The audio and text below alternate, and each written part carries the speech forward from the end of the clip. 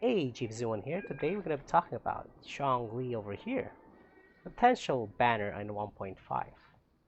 So, how good Zhongli in your team lineup?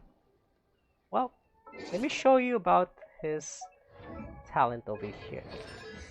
Because all you need to do is just level up this one.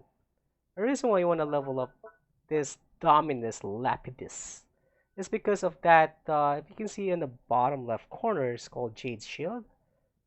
It does absorb like 150% of all elemental damage, including the physical damage. But not just that, it also reduces their element resistance, including the physical resistance, by 20%. And this thing lasts for 20 seconds duration. And when you hold it, right, it will give you that shield and it lasts for pretty much 20 seconds. And you can recast it again. It's because the cooldown is only 12 seconds. Means that you have 8 seconds to recast it again. But how easy to build Zhongli? Well, let me show you how to build Zhongli as pretty much like a free-to-play though. Because all you need is HP percentage on the circlet, the goblet, the Sanapeon, and just find a good HP percentage on the feather and the flower. Well, that's pretty much it. And if you don't have a good weapon for Zhongli, well, you can just use this black tassel because this one gives you HP percentage. Don't care about the base attack is because you're only going to use him for the shield. But how good the damage on this one as a level 60 blue weapon. We're not gonna test it out on the slime, but we're gonna go inside the Spiral Abyss by himself. So let's see what capable he does by himself with a support build. So before we go inside the Spiral Abyss as solo, I'm gonna show you guys the stats that I have on this Zhongli build just for HP, right? Because nothing too high in here, nothing too fancy. Low energy draw, but we have some high shield right here is because of bullet sets. And we have the geo bonus damage right here. And let's remember again that has 0 consolation and a really high talent on the shield intermediate. So we're not gonna do any edit in this one, is because I want to show you guys this setup, because you might think that blah blah blah this guy changes build. No, I'm gonna go inside it here because we're gonna just use it on the helicals. We're not gonna test it on the slimes just because that weapon itself increases your damage by on the slimes, right? So there you go. No edit whatsoever. Going inside in there, same setup, right? Just that blue level 60 weapon by himself, and we're not gonna even pick this one. Not this one, just this one for the defense. So nothing damage boost or whatsoever. So let's go test it on the helicals. So we're gonna start off with a shield, right, and a meteor. Oh, not bad, right? For level 60 weapon, it's actually not bad, right? He's still doing some decent numbers as like support, right? So that's like without the slime, because if I test this in slimes, I'll probably do more damage, right? So this is a good number example for supports only, because you're only using him for the shield purpose. 43k crit, not bad, right? So let's go test this thing out. Hey, let me test this thing out on a element. Alright, so now we're gonna test out the geo damage on a geo character. So for example, we have Albedo. So we're gonna test it out this without the shield first. So we're just gonna apply those things and let's see the damage we're doing. Right?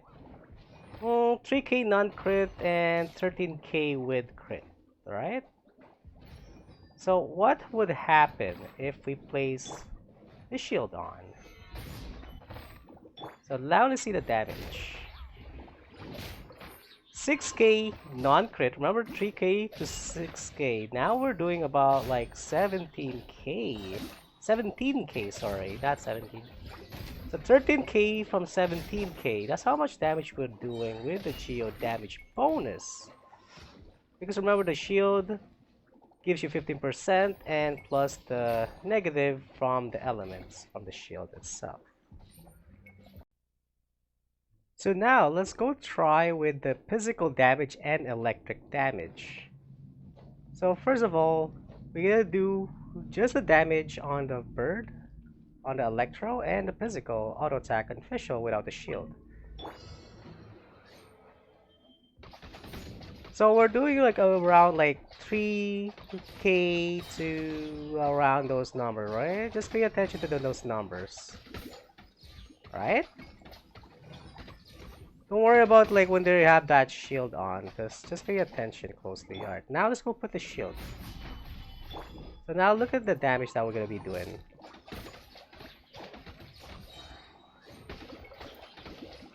That's just like having Zhongli in there with the shield. See how much damage that increases?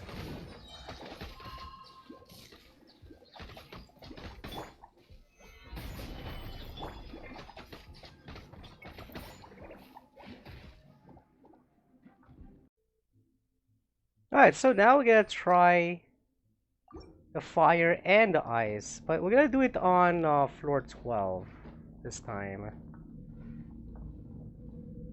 Hey, I run fast. Alright, so no shield.